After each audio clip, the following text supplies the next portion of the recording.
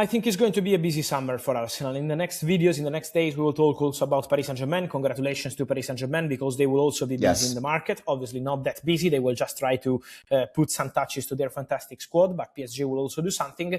But for Arsenal, it's going to be an important summer. Obviously, remains a fantastic season, winning the Premier League after 22 years, Champions League finalist till the final penalty. So Arsenal are still very satisfied with what they did. But in the summer, they're going to be busy. I think there could be 3-4 signings for Arsenal, also based on exits, but there will be movement up front. I already told you, winger is an absolute priority for Arsenal. A striker is a possibility. In midfield and at right back, Arsenal have been searching for players since January already. Then in January, they didn't find the right opportunity, and so they didn't want to waste their money. But I think Arsenal will be very busy this summer, will invest imported money, will try to complete their squad in the best way possible. They see an opportunity in several clubs making changes in Premier League. Liverpool will have a new manager, Manchester City will have a new manager, Chelsea will have a new manager, Arsenal will stay consistent with Mikel Arteta, so they believe it's the opportunity to put the right players in, to include some new faces, and then try to open a winning era under Mikel Arteta. Arteta ultimately saying, like, if you're in pain, you sometimes just have to feel it and it will make you better. Dave Ornstein has joined us as well. Dave, you've been at the heart of the transfer news for Arsenal for as long as I can remember now, especially. Obviously, this is going to hurt them a lot. But let's try and put it into perspective for the club, because Mikel Arteta promised he would bring something to this team. He has reshaped everything. He has brought them their first Premier League in 22 years, and he's brought them to a Champions League final for the first time in 20 years. That is an incredible achievement. And I imagine Arsenal, the hierarchy, couldn't ask for much more. Absolutely. And they backed him in the not-so-good times. They're absolutely behind him now. So I'd expect him to get a pretty handsome new contract this summer, probably before next season starts. And I'd also expect them to back him in the transfer market again. We saw Andrea Berta just by the dugout. He looked devastated. He's their sporting director, and he'll be so determined to go again in the transfer market to really improve the quality in that squad. And their finances are in fantastic shape. So I would say this is a season of success, of progress, nearly even greater history.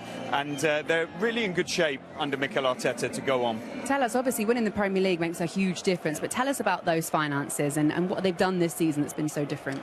Well, they're on track to break Premier League records for revenue. It could go up to about £770 million, which has never been done. They're going to cross the £300 million mark for television money, which has never been done. So this is fantastic. The revenues are going through the roof at Arsenal. It's a period of milk and honey, if you like. That wasn't always the case. They were a team who was struggling post Emirates Stadium move. They posted profits, but that was because they were selling a lot of their best players. They weren't competing. They went, I think it was something like 15 or more years of making profits. In the last 7 years, and it will probably be 8 now, they're going to post a loss. But that's because the Cronkies, KSE, the ownership, have backed Mikel Arteta in the market. They've invested very heavily. They've even put their own money in, which everybody was asking for. They wanted success now, and it's come. It's been vindicated. They comply with all the rules. They look like they'll continue to do so. I do think they might have to sell some players in the near future. They don't have to break even or anything like that in 2026, but I think to keep things balanced, to keep compliant, is probably quite wise, and they might not have this success again, so it's probably necessary. It is a strong position. That's right. Going to the Emirates was, the promised land. Huge bills, £22 million a year they were having to cover when they just serviced that loan. The manager signs a lengthy contract, and now they own the club on their own, the Cronkies, so they can push and they can put the monies in. The revenue is astronomical. Arsenal fans have been coming out of the closet all over the world. Africa, you want to see the clamour for it. It's enormous, and I think that came from the brand of Arsene Wenger. In some way they lost winning things, but they're on their way to doing that again. You mentioned Mikel Arteta's contract a minute ago. He's got 1 year left on the current one. Surely after everything is achieved, he can walk into that office and say, here's my number, you pay it to keep me, and sign him to a long contract. Yeah, he's already on very lucrative terms. He earns around £15 million a year gross. And he'll want to rise on that. Pep Guardiola's gone now, so you could see Mikel Arteta perhaps as one of the, or if not the best paid player in the coach in the Premier League. And you might say deservedly so. The boys are right. They spent £267 million in the market last summer. They recouped very little.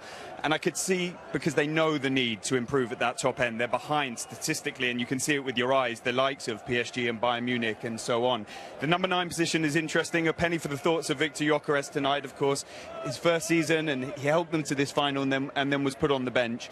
And then the left-sided attack is a big priority for them, and they've been looking at it for a few years, and I think this may be the summer where they really do go for something. They've got the options there. They want a 6-8 midfielder. They want to strengthen at right back as well. So when you tally up the amount they've got to do, you could see that outlay in the market from last summer repeated or even exceeded. And as Stevie says, make hay when the sun shines. The money is big now, and so it's almost like investing when you're on the top. Yeah. Arsenal squad looks, they've got 2 players every position, and they'll probably recruit again in the summer. So, and they've recruited well. They've signed good players, haven't they? They're, you know, when you look back on it, okay, Declan Rice was a lot of money at the time, but what a bargain he's turned out to be. So when they've bought players in, they've bought quality. They haven't gone for middle of the road. They've gone for, if they make a signing, it's going to be a signing that probably they're looking to improve the team. And that's where they've recruited well. And I think Arsenal will be the team to beat again next year. There is that feeling, though, that because they've got the Premier League over the line after 22 years, maybe it can take the shackles off with quality signings in the summer, right? Yes, and I think that was the idea in the summer in terms of bringing Gyökeres in. It hasn't quite worked out for them, but I do look at the centre-forward position, I look at the left-wing position, and I think they need big upgrades, really, if they're going to win a Champions League. And without them, they come really close. I mean, your penalty is away. But when you look at the run they had to the Champions League final, it was a very favourable run. So I think when they come up against the best teams in Europe and you look at the attacking players they've got, I think they're always going to be at a disadvantage. So that is definitely where they need to improve in the summer.